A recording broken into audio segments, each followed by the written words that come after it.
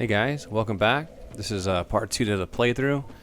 Last time I had just finished up taking out the Hydra and Gold Crystal Golem. I ran and got Dusk's armor from the Cove, and then Homer boned out. So now I'm heading up to the top. I'm going to go take out the rest of the forest while I'm in the area.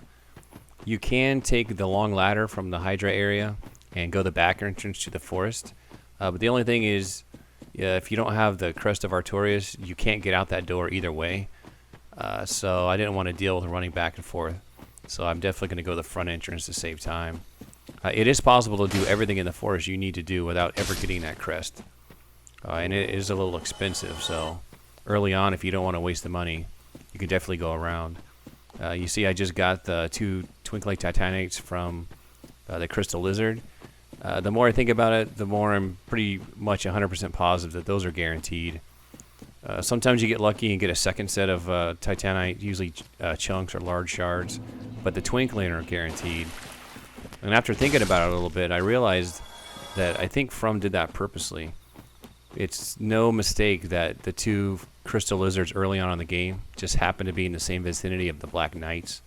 So I think that was their idea of, if you get lucky and get a Black Knight weapon, you can also upgrade it really early on. So you'll notice I'm having a little bit of trouble hitting this guy a few times here. The Black Knight Halberd, as strong as it is, has a really strange hitbox. Even if you're really close, sometimes it just misses. It has really good range, but if you're just a little bit off to the left or right, it doesn't hit on that first strike. You'll notice how I was fighting that guy as well. He's really easy to kill, even with the weakest weapon, if you use the stairs to your advantage. As long as you're at lower level than him, his first 2 horizontal swings will always go over your head. You really only have to worry about that third one that's a vertical slash. So now I got 4 Titanite, Twinkling Titanite shards. I can come in here and upgrade my weapon. Just get it right to a +3 from the beginning. It's already really powerful, and this is just going to take it to that next level. You also notice I grabbed the armor and weaponsmith box. It's because I decided that I'm going to take out Andre. No one in their right mind would normally do this, but since I'm not allowing myself to farm any items or shards, there's really no reason for him to stay alive. I've decided I'm going to kill all the NPCs as I go anyway, so Andre is no different. He's actually really tough to kill for a low-level character unless you have a really strong weapon or you're just really good at dodging him. I was hoping he was going to do the drop kick on me, but I killed him too quick. So anyway, now I have the ability to upgrade this weapon at any bonfire. I don't have to worry about going to a smith. And I got the Crest of Artorias for free. So killing him wasn't just for fun. It actually made things a little bit easier. But again, most people playing through that actually want to do something specific with their character, if they want to go into PvP or do any sort of weapon or armor upgrading past the standard, they're obviously not going to want to kill that guy. I'm taking out these ints. I usually will just run by them, but I'm specifically looking for their drops. I'm hoping to get all 3 clumps, because I plan on taking a trip to Snuggly. Snuggly gives you Twinkling Titanites for each different type of clump. You actually get 2 from the blooming one. So I think from just, I don't know if it was by accident or not, but they made it really easy to upgrade Black Knight weapons early on in the game.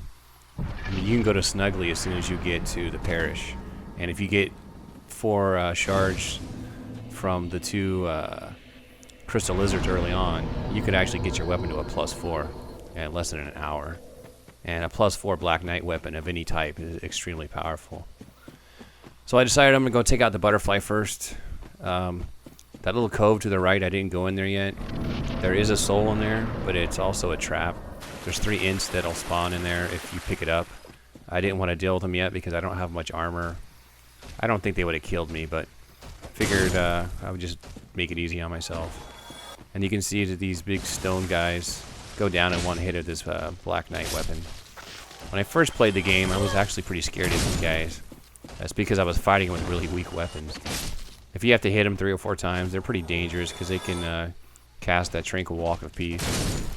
And they do a lot of damage, but with a strong weapon, they're extremely weak. So I'm going to grab the Elite Knight armor. Apparently, from what I understand, the Elite Knight armor on the PlayStation version is not the same as the Xbox. The way I understand it is the 1.05 patch actually reduced the poise on the Elite Knight set, but then they decided to give it back. So in Japan, there was a 1.06 patch that fixed it, but that patch hasn't reached the US yet. Xbox never had that happen. The Elite Knight set never lost its poise, so there's a few differences between the games, but that's kind of a major one. I think the PlayStation guys aren't very happy about it. Because the Elite Knight set's actually a pretty good set. It has higher defense than the regular Knight set. It's just a little bit heavier, but the fact that in the PlayStation version it has less poise means it's pretty much worthless. So thankfully Xbox users at least get that. So anyway, this is not a very exciting fight. Since I'm going melee only, I have to wait for the stupid butterfly to land. Sometimes she does it within the first few attacks. Sometimes she waits. I was going to fast forward it a little bit, but there might be some players that aren't familiar with her attacks and how to evade them, so I'll go ahead and let it play out here. She really is one of the easier bosses. But if you go in with a really weak weapon and you're not good at dodging, or you have very few Estus flasks, then I guess she could possibly still kill you. If I was human, I could have summoned Witch Beatrice, and she pretty much can take her out for you really, really quickly. But I'm just staying as a hollow, since I'm trying to emulate what it would be for a player to get through the game without being invaded and how much they could accomplish. I figure staying hollow makes sense. I might switch human later on, because I think I might want to get some of the drops from the NPC invaders, so I'll probably go human for that. But otherwise, I'll stay hollow. Anyways, you see, extremely boring. I'm waiting patiently for her to drop down, but she finally decides to. And as you'll see, this Black Knight halberd absolutely destroys her. 4 hits and it's over.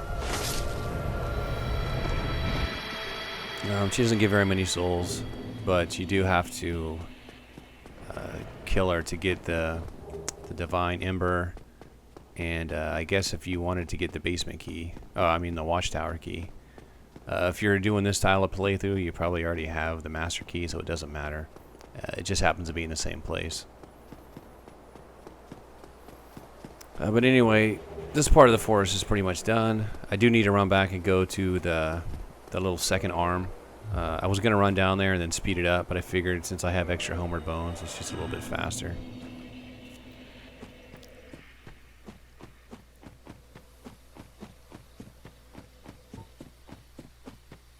I'm still not going to go in this little cove yet. I don't really have any poise on. And that's the only dangerous part about the Ents at low levels. If you don't have poise, and there's 3 of them, they can kind of stun lock you and kill you pretty quick. I'm trying not to die as much as possible during this playthrough, so figured I'd just wait. There's another one of those instances where it looks like I hit him, but for some reason it didn't hit. I still like the halberd overall. I just kind of got to get used to using it. Those little frog things right there, they're the only enemy in the game that I know of that drops green blossoms. Normally, you would buy green blossoms at the Crestfallen Merchant inside of Sin's Fortress. But if you really want them at low levels before you get to Sin's, you can farm them from here. You'll notice here in a minute that even though I only have 210 item discovery, these are a very common drop. So most of them will drop them. And these guys, you got to be careful. The game makes them featherweights, so if you bump into them, you'll tend to fling them off the edge and you won't be able to get their drops. But a word about item discovery and rare items. There seems to be different types of rare items in the game. There are items that are really, really rare, like the sword off of the Stone Knights. Then there's items that are like medium rare, and I'm not talking about steak. Things like the Black Knight halberd, Black Knight sword, they can drop even if you have standard item discovery rate. And if you boost it, at least up to where I'm at, you see they drop fairly often. Then there's items like the green blossoms that have a really good chance of dropping, no matter what your item rate is. And if you get it up to at least 210 like I'm at, they drop almost every time. The same goes for the ints. All the blossoms, they drop really commonly. So by having 10 humanity early on, I'm pretty much guaranteed to get a lot of the basic drops with a good chance to get medium drops. And I guess a slightly increased chance to get the really rare drops. Out of all the Stone Knights I killed, I didn't get any of their stuff, nor did I really expect to. Even with the Gold Serpent Ring, those things drop pretty rarely. So at least it does help with the semi-rare and very common items. So you see I'm cranking up my endurance again, and up to this point in the game I'm doing pretty good. I'm going to go ahead and burn through all my boss souls, since I'm not going to allow myself to use any embers. None of the boss souls are actually worth anything, because they all require at least a +10 weapon or shield. So right now they're pretty much soul fodder for me. Just getting my endurance as high as possible. You already know how I feel about endurance from the last video. But as I was saying, I've been doing pretty good up to this point. Haven't died. I haven't even got close to dying. And then, yeah. I figure you guys will probably get a kick out of me dying in some lame way like that after I waltz through a lot of the more difficult areas. But anyway, a word of warning, coming in here at low levels without a good weapon. These NPC forest guys are extremely difficult. I mentioned in the last video how boss damage is scaled to your level. And no boss that I know of, at least early on, can one-shot you. They might do 80% of your damage, but they never one-shot you. These guys are actually capable of it. Because they're considered NPCs or just regular enemies, they don't have that strange limit to their damage. So as you can see right there, that guy almost killed me in one hit. I don't think that if I was lower level, I would have survived that. I think it did whatever damage that was, 400 or 500, I think it's automatic. So you have to be really careful in here. You can run them back to the doorway and kind of cheese them off the cliff, but I want to fight them legit. And you can see with the red Tearstone ring, this halberd is really pumping out the damage. But I'm not brave enough to run around in hyper mode during this area. The night guys that you fight, like the first one I did, those guys don't respawn and they do give you more souls. This guy and some of the other ones, you know, they always come back. Some people use this as a way to farm. I got to the point where I just don't farm anymore. I find it too boring. I'd rather get souls in different ways. Talking to Alvina, by the way, automatically disengages any NPC in the forest that's chasing you. So if you got a bunch of them on your tail, you think you're going to die, you're really low on Estus, all you have to do is run up and talk to her. The instant she says anything to you, they automatically disengage. You don't even have to actually join. Just talking to her in general will disengage them. So I'm picking up the stone armor. This is extremely strong armor for this early in the game. It's also really heavy, but its defense and poise is so high that it's pretty stupid not to use it unless you just don't have the endurance to do so. I'm going to get the Darkwood Grain ring here. The safest way to do it is just kick that guy off, wait till the souls show up to show that he's died, and just quit the game real quick. When you log back in, his stuff will be sitting there, and it'll give you a little bit of time before the other guy engages. But since I could kill him in 2 hits, I really didn't see the need. These guys act like vendors, but only if you go down to Blighttown after you join the Forest Covenant. Since I wasn't planning on buying anything from him anyway, I decided to go ahead and kill him. And plus I wanted the Darkwood Grain ring.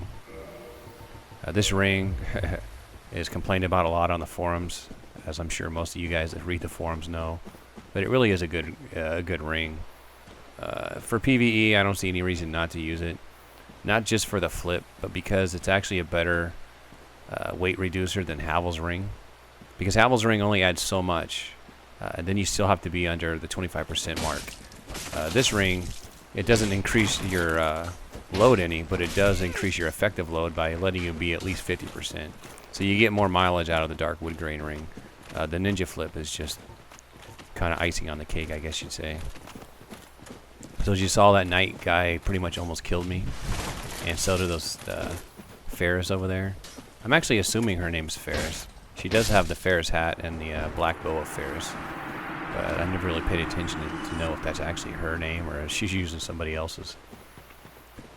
Anyway, I've almost got all the NPCs wiped out. And you can see they're doing a lot of damage to me. If I didn't have that stone armor on the last two NPCs, they would have definitely killed me. I'm going to show you a little shortcut right here. This is why I've been doing things in a little bit of a weird order in the forest. This isn't very useful for PvE, but if you like to PvP in the forest, especially if you're a forest hunter, you can use this as a like a bat cave escape, I guess I could call it. If you got a bunch of them chasing you, you can jump off that ledge, and unless they're really good and know what you're doing, they're either going to stop following you or attempt to jump with you and probably not make it. And these guys are the Falcon Punch Masters. One of those hits could probably still almost kill me, even with the stone armor on. But they're extremely slow. And remember I was talking about the item rarity? With 10 humanity, these guys almost always drop a gold pine resin.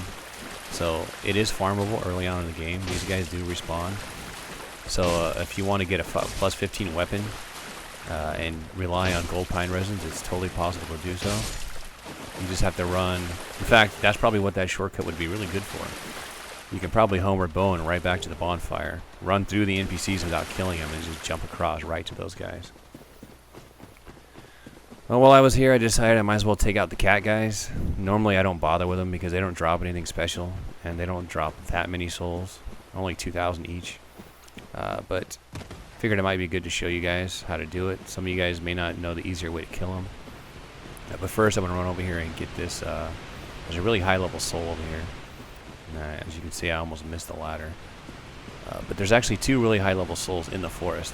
So if you're looking to just level up really early, this is a good way to do it. If you noticed, when I was sliding down the ladder, it actually stuttered a little bit. That's not the video capture. That's actually my Xbox.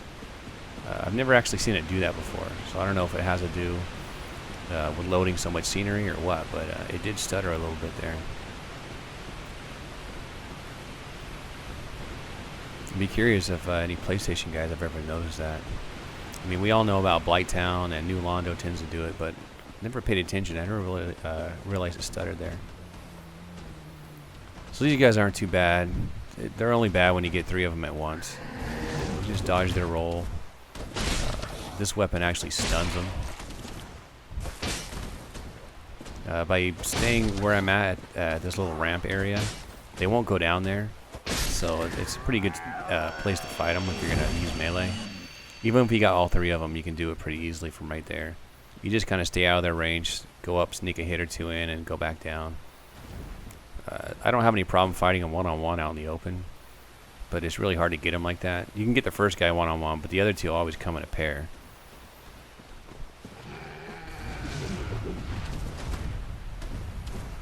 You can see, like I said, the first hit always stuns them. Another trick I learned with some of these bigger weapons, sometimes it's better not to combo with a weapon. It seems like once their poise is already broken, the second hit won't continue to stun them.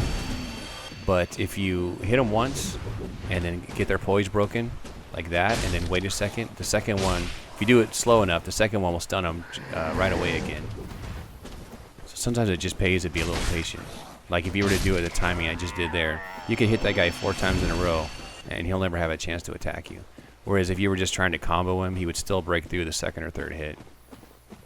That right there is the second large soul in the area. So if you were just trying to run through the game and get a lot of souls early, you could theoretically just kill the Hydra, come up the long ladder, pick up those 2 souls, and then be on your merry way. Since I'm here and my character is well beyond strong enough to kill Sif, I'm going to go ahead and do it now. After this, I'll be done with the forest completely, and I won't have any reason to come back here. Stone armor. I think my poise is probably 46 or something like that. I forgot to look.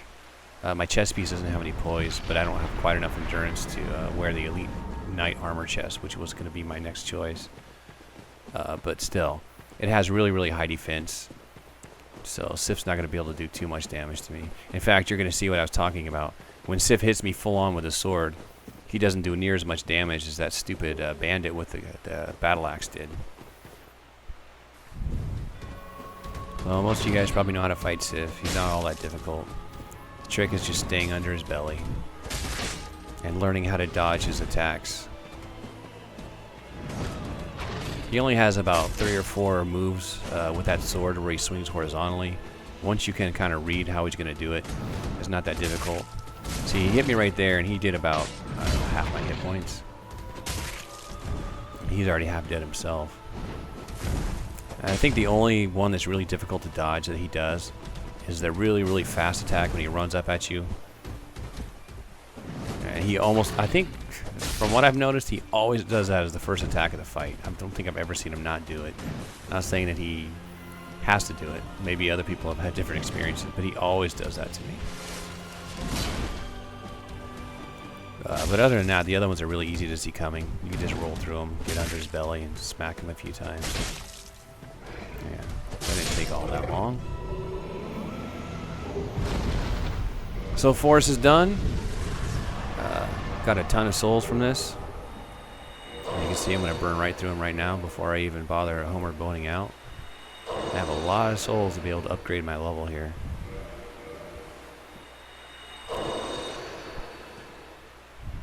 I didn't say it at the time. You noticed it is possible to get the Hornet Ring without killing Sif. So if you want to get all the items you can without actually killing a boss, it's possible to grab the Hornet Ring and just bypass Sith until you're ready to fight him. But I hate backtracking when I do these kind of playthroughs, so you saw how easy it was for me to kill him. There was no reason not to. So now I'm playing around here trying to find the maximum defense I could get. That stone chest piece is insane. And then combined with the Elite Knight, well, I guess I'm using regular Knight on the gloves. Same poise, the Elite Knight just has a little bit superior defense. So now that I'm really strong, I ain't too worried about dying. Go ahead and take these guys out. So as I said, I wasn't really familiar with the Black Knight Halberd, but I did learn very early on that it has a really, really good rolling R1 attack. That thing swings around almost in a 360-degree circle. The reason I'm going back and getting these guys is because I still haven't got my stupid blooming purple moss. That's the one that when you trade to Snuggly, you get 2 twinkling titanites. And since I promised I wasn't going to farm, I was running out of chances here. So I figured at worst case I wouldn't get it. I would just get the twinkling titanites later. But it would have been nice to get it early on because it's pretty much free. I was already going to make the trip anyway. And usually I get them pretty early on. I think the game was just messing with me because it knew I wanted them so bad. 3 in a row. But if you look up, you'll notice that my endurance bar is actually greater than my health bar. A lot of my characters seem to be like that when I'm not doing PvP stuff. And finally got it. Now my last one, I lucked out. As I level up more, I'll put more into Vitality, just because I really don't have anything else to put it into. I mean, I theoretically could raise my strength up and do even more damage, but this thing is already strong enough to defeat the game. So there's really no reason for me to waste a bunch of points into strength. So anyway, took out the forest. Andre's gone. It's time to head in to the parish area. Remember, I'm not taking out the gargoyles, but I still can do everything else in the parish without taking them out. Ring of Favor and Protection is a very viable low-level item to use. A lot of people love it. I used to love it. I don't love it quite so much anymore. I kind of tend to see it as a trap because once you put it on, you tend to not want to take it off. So since I'm really good at dodging after all the playing I've done, I usually don't take a lot of damage. I really don't care to use it for that. What I do like it for is it gives you extra stamina, which is always helpful. And it does increase your equipment load. But by raising my endurance as high as I've gotten it, and probably even going to be higher in a little bit, I don't really need the extra stamina. And steel armor chest from that guy. That's pretty rare. I don't think I've ever gotten one of those. I think it's because of my humanity. I almost always kill that guy with a really low item discovery, so that's the first time I've ever seen him drop that. I've gotten a greatsword a couple times too. So I'm just going to go release Lautrec here. I am going to kill those guys. but I like to run by him and let him come at me in this narrow hallway.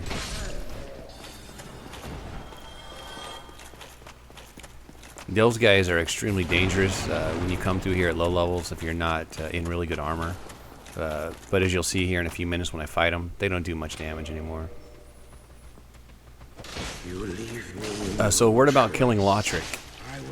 I'm killing him to show that it could be done early, and to show that you can get this ring a favor early on, long before you fight the Gargoyles. But by killing him early, you do skip out on a few things. You miss out on getting an extra Firekeeper soul for your playthrough. You miss out on getting Lautrec's armor, and you also miss out on getting the Bloodstained armor from the Firekeeper.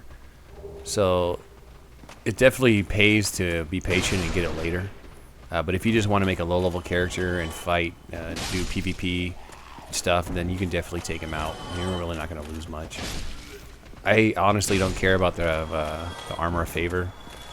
It's okay. It's not one of the better armors. Some people like it for the look, which is fine. But as far as useful, if you're looking at PvP or play the game with it, it's not all that great. But the Bloodstained armor is actually pretty good. So if it's your first playthrough and you plan on going to New Game Plus, I would suggest waiting to kill Lautrec to get a hold of that. That Bloodstained armor is really, really good. So anyway, finished up this little church area. You see me, I was hesitating. I was going to go down, but then I remembered I want to go take care of Snuggly first. So I decided I would wait to go through the rest of the parish until afterwards.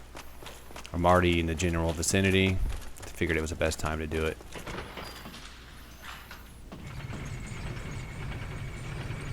So I'm less than an hour into the game. I've already got a full set of stone armor, plus 3 Black Knight halberd, Grasscrest shield, ton of rings. So you can see that really early on, if you put your mind to it, you can have a really strong character. I didn't really have to level up as much as I did. I could have stayed low level and gotten the same amount of stuff, which took me a little bit longer. I would probably played a little bit more timid, but I still would have been able to get it all.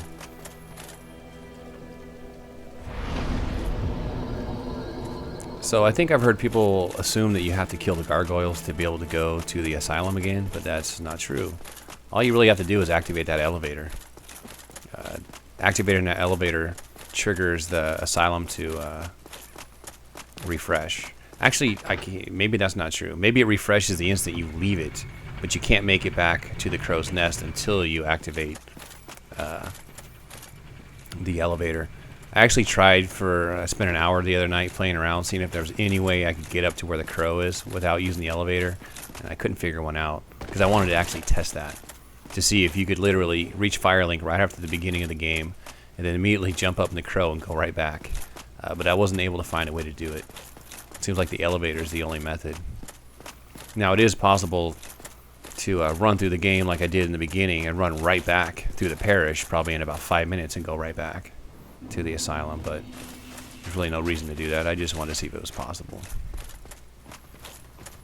And these are my absolute arch enemies. I hate these guys. These guys actually do amazing damage even if you have high defense. These guys could still kill me pretty easily if they did that full crazy combo where they just swing about 5 times. So I'm going to stop off at Snuggly here. We're almost at the end of the second part of the series here. I'm going to just do a couple drops and fast forward through it. The Blood Red and the standard Purple Moss give you 1 Titanite each. And then, like I said, the Blooming gives you 2. I actually made a mistake here, but thankfully I recovered from it. I dropped the Purple Moss, and I forgot when I came back in to pick up the 2 Titanites.